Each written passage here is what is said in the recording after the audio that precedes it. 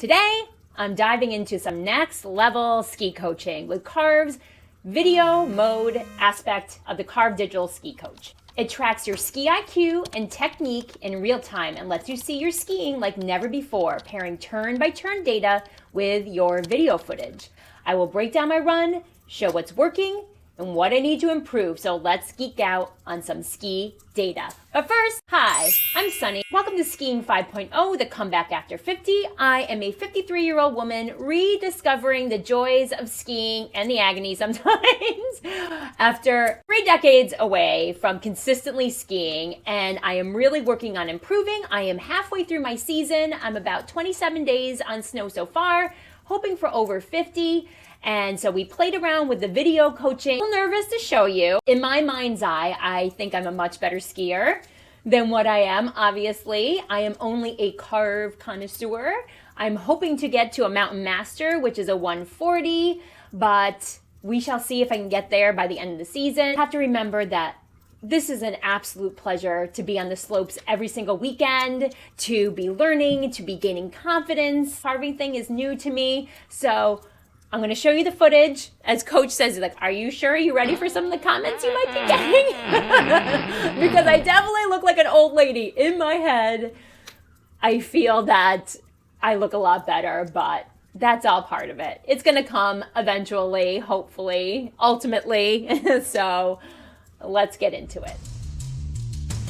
Sometimes it's hard to focus, just to persevere and just to make it, but everything that's within your grasp, you gotta take it, you gotta go harder, just dig deeper inside you to find that method, that mode that wants that hunger to survive, just to ride the grind, to take it the way you gotta take it and never stop.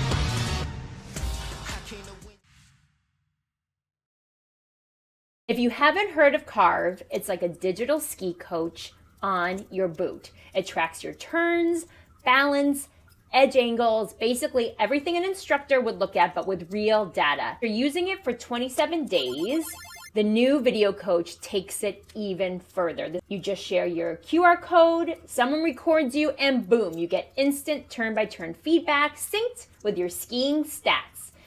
This is huge, so I'm gonna put it out there and let's see where my real improvement can happen. First things first, I love my outfit. I haven't really seen it that much from behind. But the thing that really struck me is I am definitely an old lady. Look at me. But all right, my knees are definitely knobby. I am an A-framer. We have talked about this before. I know I need to get my arms out more in front of me. Coach tells me, like, in my mind, I think I'm being very active, but he says that I am really static, which I can see. Let's talk about my run breakdown. So my turn shape and parallel skis, 85% in range. So right off the bat, I'm really happy with that. This run, I was carving consistently. Woohoo! You can see that my skis stay pretty parallel through the turn, which is key for my control and efficiency. Tip for improvement to get closer to 90 to 100% is I want to focus on keeping pressure even earlier in the turn and really lock into that carve. My edge angle was 37 degrees, which is solid for me, showing that I'm committing to my edges and getting those skis working. If you have been watching my past videos, you know that I've been practicing my railroad tracks. But if I want to push my ski IQ even higher, increasing this to 40 to 45 degrees, being even stronger edge hold and more dynamic turns. Work on rolling my ankles and my knees more into the turn and engaging my lower body to drive that edge angle. My early edging was 52%. My mid-turn edge build was 57%. This means I'm getting my skis on edge reasonably early, but there's room for improvement. Ideally, I want to be building my edge engagement sooner to create smoother, more powerful turns.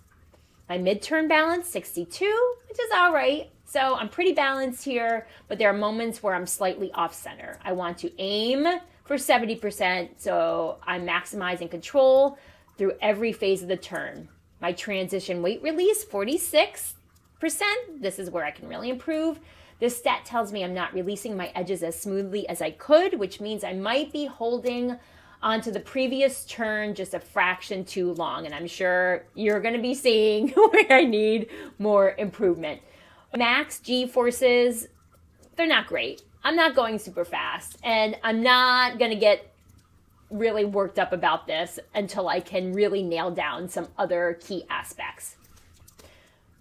So overall, I'm pleased about this run. My turn shape and carving were an improvement since my early days of the season, but I have clear takeaways on what to refine, like increasing my edge angle, improving early edging, and getting a smoother weight release. This is why Carv's Video Coach is a fun tool to have, because it lets you see the data and not just the numbers. Again, having a real professional analyze me is the actual game changer, but it is a fun tool in my toolbox when I'm not getting frustrated with myself. I have been really turning it off and not hearing the feedback in my ears so I can just be enjoying. And then at the end of the day, I've just been reviewing my runs and seeing what it is. Did see that they added some legacy modes back with some challenges. So I'm hoping this weekend that I'm going to tackle some of those just to see. I love doing my drills, and it would be fun to have those real time and get some feedback. So after we did this, and before I had to go to Florida, that if you didn't see my last video, where my shiner is going away, but I got a shiner because I crashed into an orange fence and it was a whole thing. But I was really trying to extend my legs more out and be more active. So it's good to see. It's also a little bit of a cringe to see, but this is why I'm putting myself out there to inspire others who are trying to improve as well. And so this is what a Carv connoisseur looks like. So it is what it is. There's definitely room for improvement. What do you think?